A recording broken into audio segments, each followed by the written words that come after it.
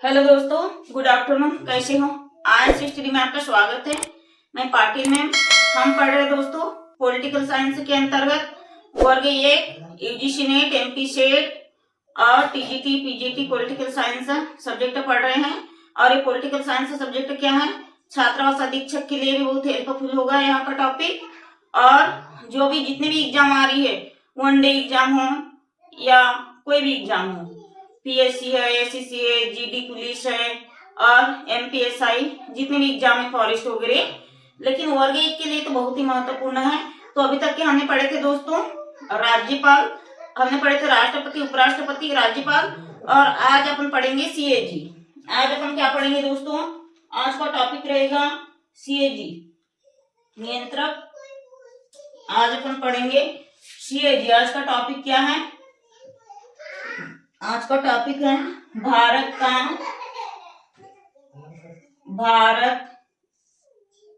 आज का टॉपिक है, आज का टॉपिक रहेगा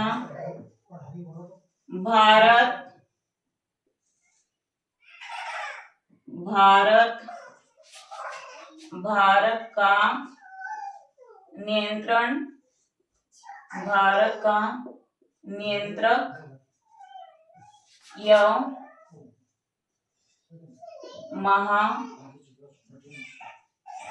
महालेखा परीक्षक। भारत का, तो ये क्या है, अनुच्छेद कितने में है? अनुच्छेद 148 में है। महालेखा परीक्षक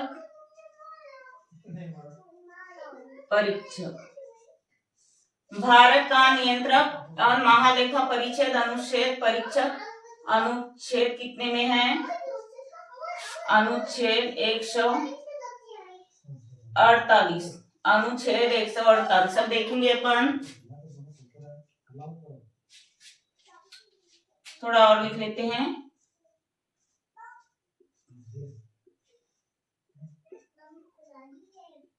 confidence of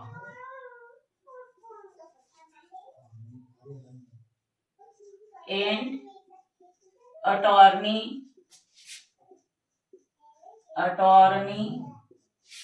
general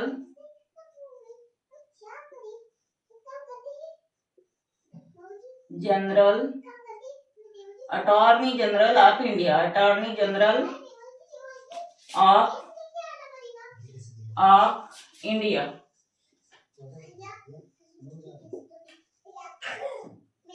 attorney general of India. अब इसका कार्य क्या है दोस्तों? सीएजी, इसका फुल फॉर्म है सीएजी, भारत का नियंत्रक एवं महालेखापाल, मतलब सीएजी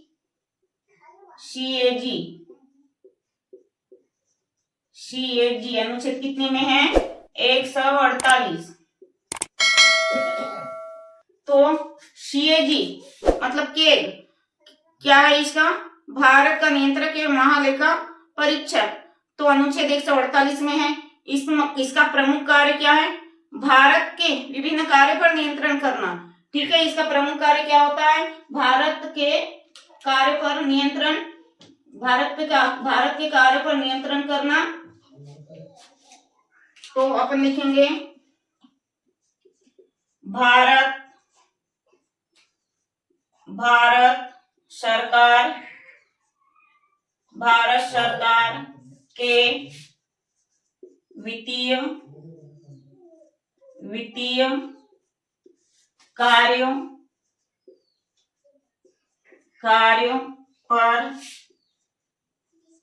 पर नियंत्रण रखना। किसका कार्य है ये? किसका करते हुए? भारत सरकार के वित्तीय कार्य पर नियंत्रण रखना, नियंत्रण है महालेखा परीक्षक का। ठीक है, अनुच्छेद 148 के अनुसार आप लिखेंगे सीएजी, आप लिखेंगे सीएजी के कर्तव्य सीएजी के कर्तव्य का उल्लेख, सीएजी के कर्तव्य का उल्लेख अनुच्छेद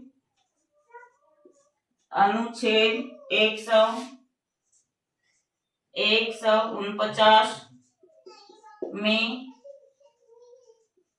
किया गया। अनुच्छेद 149 में सीएजी के कर्तव्य का उल्लेख किया गया है।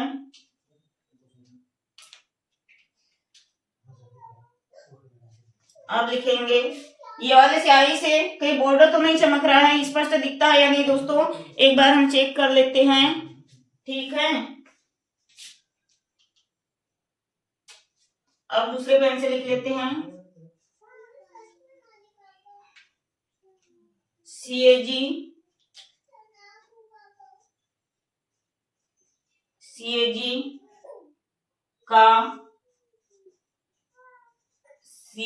का वेतन सुप्रीम कोर्ट के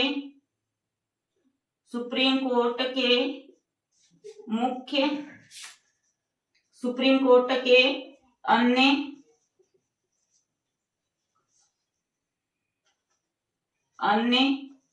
न्यायाधीशों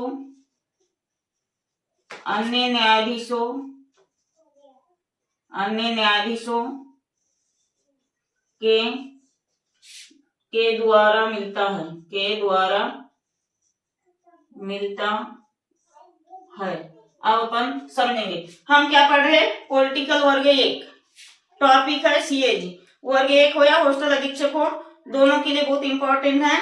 तो टॉपिक है सीएजी। अनुच्छेद 148 में सीएजी का फुल फॉर्म क्या है, नियंत्रक एवं महालेखा परीक्षक। और सीएजी मतलब नियंत्रक और महालेखा परीक्षक का कर्तव्य अनुच्छेद 149 में है। और महालेखा परीक्षक मतलब सीएजी को वेतन भत्ता कहाँ से मिलता है, उसको पेमेंट कहाँ से मिलता है, सुप्रीम कोर्ट के अन्य न्यायाधीशों के द्वारा। ठीक है, और इसका कार्यकाल, सीएजी का कार्यकाल कितना होता है, 6 वर्ष से 65 वर्ष, मतलब इधर 6 वर्ष पूरे हो जाए या उसकी उम्र 65 वर्ष हो जाए, और 6 वर्ष पूरा हो जाए या 65 वर्ष। और क्या है सीएजी मतलब महालेखा परीक्षक क्या है, अपने पद पर कब तक के बना रह सकता है, इसकी नियुक्ति तो राष्ट्रपति करता है, लेकिन सीएजी क्या अपने पद पे जब चाहे तब त्याग पत्र दे सकता है, मतलब अपने मन मर्जी का मालिक रहता है। त्याग पत्र किसको देगा, त्याग पत्र भारत के राष्ट्रपति को त्याग पत्र देगा। कौन, सीएजी नियंत्रक और महालेखा परीक्षक राष्ट्रपति को त्याग पत्र देगा, लेकिन वो इस्तीफा अपनी मर्जी से दे सकता है जब चाहे तब। और इसको किन कर्तव्य पर कार्य पर रखा जा सकता है, मतलब किन बातों की इस पे हटा जा सकता है, यदि उसको कार्य करने असमर्थता के आधार पे, मतलब क्या वो पूर्ण रूप से सार्थक ना हो, उस टाइम उसे क्या है हटाया जा सकता है। ठीक है, आगे इसका समझ में स्क्रीनशॉट ले लीजिए। तो अपन पढ़ रहे हैं नियंत्रक और महालेखा परीक्षक, अनुच्छेद कितने में है, 148, अनुच्छेद 148। तो भारत सरकार, इसका प्रमुख कार्य क्या रहता है, भारत सरकार के वित्तीय कार्य पर नियंत्रण रखना, मतलब इसके कार्य पर ध्यान रखना, दबाव डालना, नियंत्रण करना। ठीक है, इसका प्रमुख कर्तव्य होता है। और सीएजी के कर्तव्य का उल्लेख अनुच्छेद 149 में किया गया है। और सीएजी को वेतन कहाँ से मिलता है, सुप्रीम कोर्ट के अन्य न्यायाधीशों द्वारा। ये बहुत महत्वपूर्ण है, ये सभी लाइनें जितना भी लिखी हूँ, हर एक लाइन से क्वेश्चन बन सकता है। ठीक है, जैसे सीएजी पूछ लेगा कौन से अनुच्छेद में, तो 148, सीएजी का कर्तव्य किस अनुच्छेद में है, तो 149। ठीक है, वेतन भत्ता कहाँ से मिलता है, तो सुप्रीम कोर्ट के अन्य न्यायाधीशों के द्वारा। इतना स्क्रीनशॉट कर लीजिए, बहुत महत्वपूर्ण है।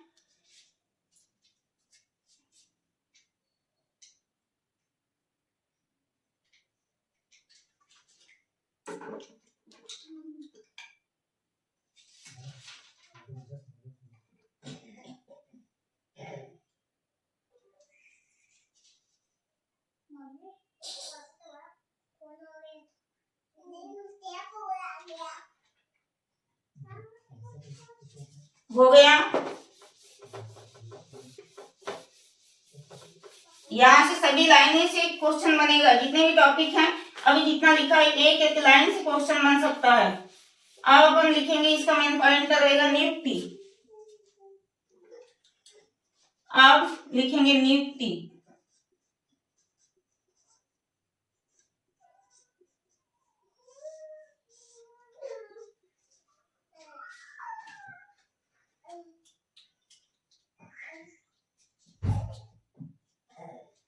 नियुक्ति,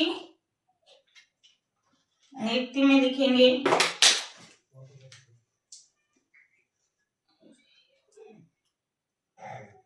नियुक्ति में लिखेंगे CA। एक सेकेंड रुकिए, थोड़ा पेन बदल लेते हैं। नियुक्ति राष्ट्रपति, राष्ट्रपति द्वारा CAG चाहे तो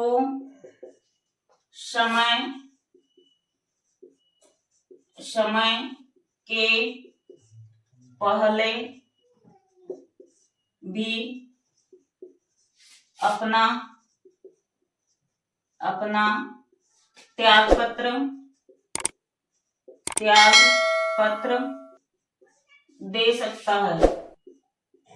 दे सकता है। राष्ट्रपति द्वारा यदि नियंत्रक महालेखक चाहे, मान लो CAG की यदि इच्छा न हो पद पर बने रहना, या उसको ऐसा लगता हो कि मेरा मन नहीं है करने का, तो मान लो मेरा मन किसी कार्य को करने में नहीं है लग रहा है, तो मेरे ऊपर किसी का प्रेशर नहीं रहेगा कि तुम इस कार्य को जबरदस्ती करो। हमारे ऊपर किसी का नियंत्रण, किसी का दबाव, किसी का शासन नहीं रहेगा। मैं जब चाहे तब इस्तीफा दे सकती हूँ, त्याग पत्र दे सकती हूँ। किसको? राष्ट्रपति को। तो CAG राष्ट्रपति को त्याग पत्र दे सकता है, मतलब जब चाहे तब, अपने मर्जी का मालिक है कौन? CAG, ठीक है। अपना त्याग पत्र दे सकता है समय के पहले। तो किसको देगा? वह राष्ट्रपति को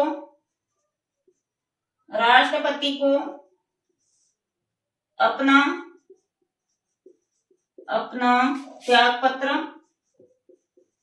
त्याग पत्र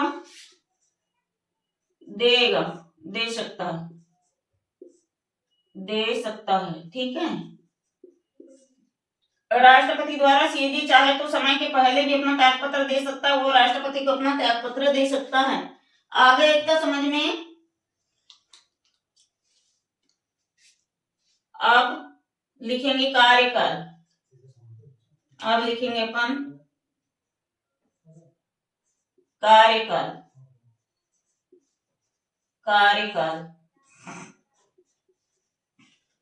तो इधर आएगा CAG का कार्यकाल। CAG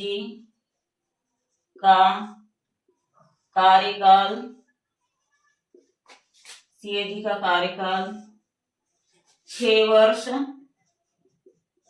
या 65 वर्ष पूर्ण होने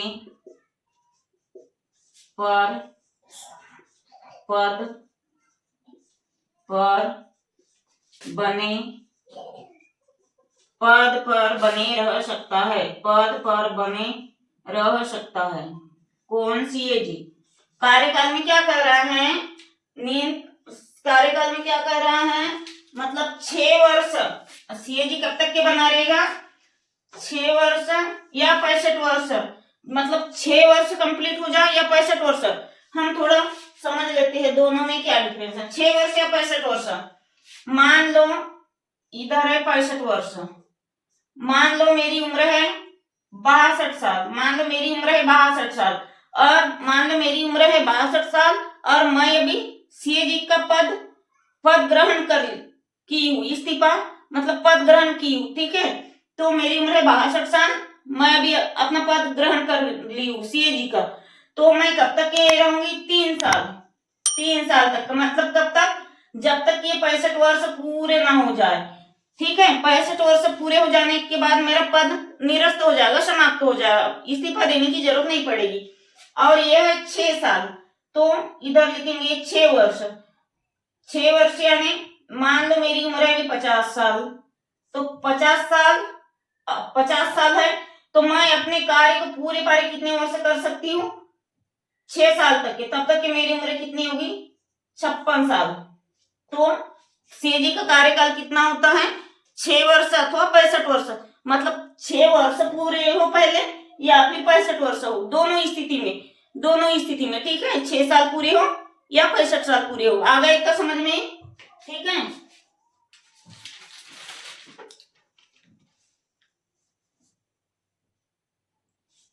आ गया इतना समझ में? 6 वर्ष पूरे हो या 65 वर्ष, इतना स्क्रीनशॉट ले लीजिए। सभी इससे क्या है मतलब दोनों तीनों लाइनों से क्वेश्चन बनेगा। सीएजी चाहे तो समय के पहले भी दे सकता है या पूरे ये होने पे, पूरा टाइम होने पे भी दे सकता। कार्यकाल में सीएजी 6 वर्ष, ये क्या है 6 वर्ष अथवा 65 वर्ष, ये दो बहुत महत्वपूर्ण है, क्योंकि एग्जाम में कभी कभी इसका भी पूछ लेगा या राष्ट्रपति का कार्यकाल है किसी का भी, तो अपन 5-65 में कंफ्यूज हो जाएंगे, इसलिए कंफ्यूज नहीं होना। इसका 6 और 65। ठीक है, इतना स्क्रीनशॉट ले लीजिए।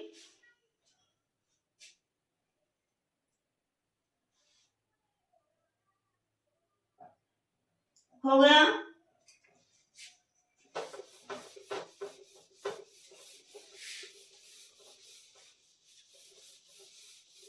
चैनल को सब्सक्राइब करिए दोस्तों। जितनी ज्यादा तुम्हारी संख्या होगी, थोड़ा संख्या अपनी संख्या में वृद्धि करो। मैं ज्यादा क्लास लूंगी, इतनी कम संख्या में क्या है हमारा मन नहीं होता पढ़ाने का, और एमसीक्यू भी लाऊंगी। अब अपन लिखेंगे सीएजी को हटाया कैसे जाता है।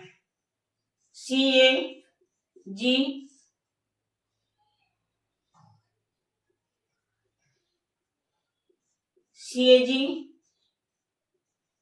को पद से हटाना। सीएजी को पद से कब हटाया जाता है? तो पहला लिखेंगे सिद्ध कदाचार के आधार पे। सिद्ध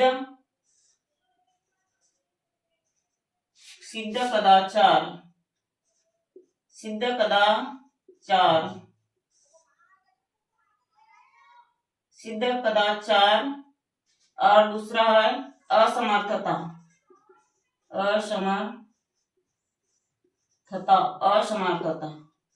अब अपन इसे समझेंगे क्या है। सीएजी को कब हटाया जा सकता है? सिद्ध कदाचार और असमर्थता। सिद्ध कदाचार क्या होता है? यदि मान लो उसने कोई गुनाह किया हो या कोई गलत कार्य किया हो, मतलब वो अपने कार्य को पूर्ण रूप से नहीं करता और कार्य में ढील पड़ी हो, ठीक है, या कोई उसने गुनाह किया हो या कोई गलत कार्य किया हो, तो उसका गुनाह सिद्ध होगा, तो यही है सिद्ध कदाचार। तो कब हटा सकते हैं सीएजी को राष्ट्रपति कब हटा सकता है? या कोई उसने गलत कार्य किया हो, कोई गुनाह किया हुआ हो और कानून के अधीन हो, उसका कार्य क्या है कानून के अधीन हो, मतलब उसको उस कार्य करने की अनुमति नहीं हो और उसने कर लिया हो, कानून के पूरक हो, उसको वो कार्य करने की अनुमति नहीं हो, ठीक है, उसने अपने कानून कार्य के अनुरूप कोई कार्य कर रखा हो, तो सिद्ध कदाचार यानी उसका गुनाह सिद्ध हो गया कि इसने सीएजी ने ये गुनाह किया है, उसका गुनाह सिद्ध हो चुका है, साबित हो चुका है, तो यही है सिद्ध कदाचार। और असमर्थता तो क्या है? सीएजी किसी भी तरीके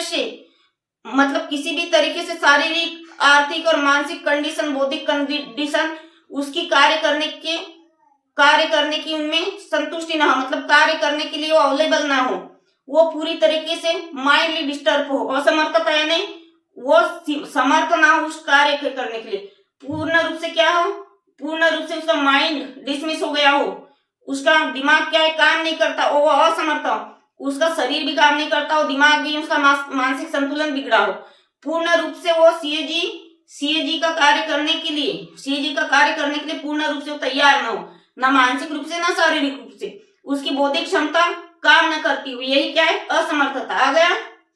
आया कि नहीं इतना समझ में?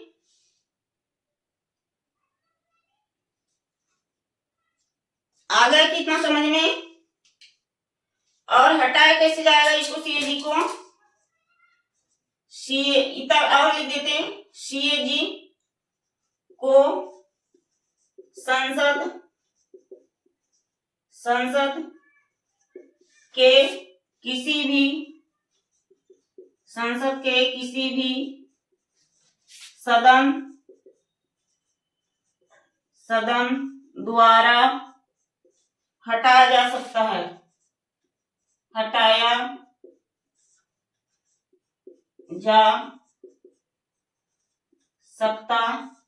है, ब्रैकेट में लिख लेते हैं, चाहे वह लोकसभा हो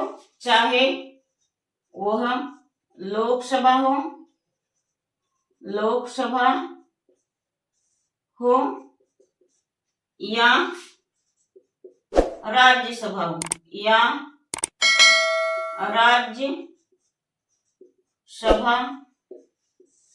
राज्यसभा हो, ब्रैकेट बंद। अब लिख लेते इन्वर्टेड कामा में थोड़ा, ये बहुत इंपॉर्टेंट लाइन है, इसको इन्वर्टेड में लिख देते हैं, CAG को 2/3 विशेष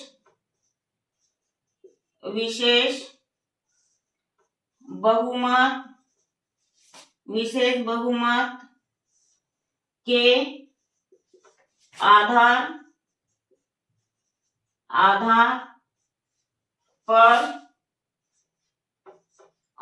पर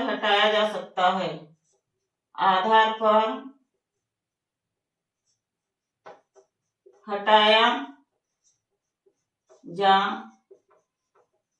सकता है,